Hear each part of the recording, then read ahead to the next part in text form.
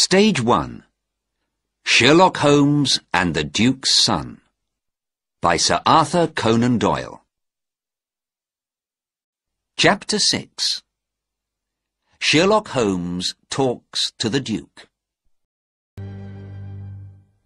At 11 o'clock the next morning, Holmes and I were in the Duke's office at Holderness Hall. Mr. Wilder came to speak to us. "The Duke can see no one today," he said to Holmes. Holmes looked at him coldly. "The Duke can see me," he said. "Please tell him that I am here."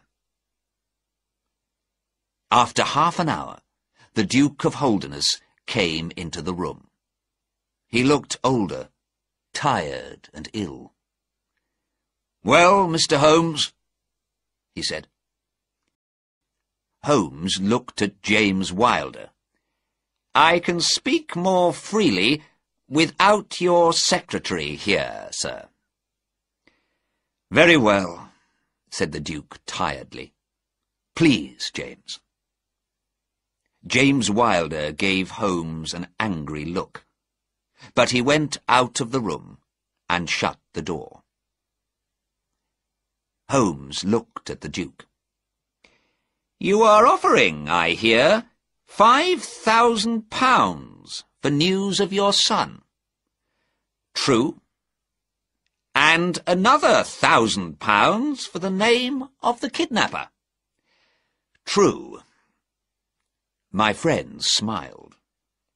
"I see your cheque-book on the table, sir. I would like to have your cheque for £6,000. "Mr. Sherlock Holmes," the Duke said angrily, "what is this about? Do you have news of my son or not?" "Oh, yes," said Holmes. The Duke's eyes never left Holmes's face. "Where is my son?" he said quietly. "He is, or was last night, at the Green Man Inn, 3 kilometres along the road to Chesterfield." The Duke fell back in his chair. "And the name of the kidnapper?" Sherlock Holmes's answer was a very surprising one. "You," he said. "And now, sir, your cheque, please." The Duke stood up, his face white and angry. Then he sat down again and put his face in his hands. It was some minutes before he spoke. "How much do you know?" he asked. "I saw you with him last night," said Holmes. "And how many people know about this?" "Only I and my friend here, Dr. Watson." The Duke took out a pen, opened his cheque-book, and began to write. "When I made this offer, I didn't know—" He stopped, then began again. "Are you and your friend going to talk about this, Mr. Holmes?" "I don't understand you, sir," said Holmes. "I mean, nobody needs to know about this little family mystery. Just you and your friend Watson.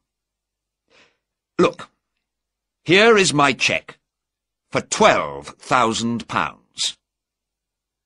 Holmes gave him a cold little smile. "I'm sorry, sir. There is a dead man in this case, you remember?"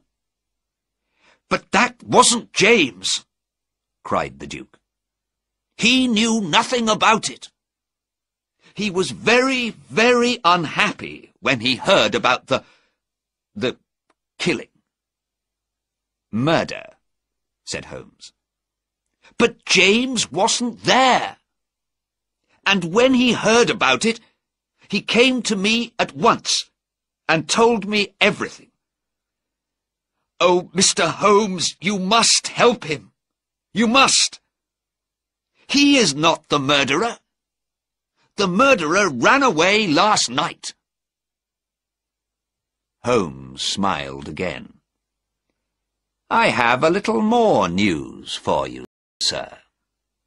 The police met Mr. Reuben Hayes last night at Chesterfield Station. Mr. Hayes is not running anywhere for a very long time. The Duke looked at Holmes with an open mouth. You know everything, he said. But I am pleased to hear about Hayes. He was always a bad man. And that news can only help James. James? Your secretary? Said Holmes. No, sir. My son.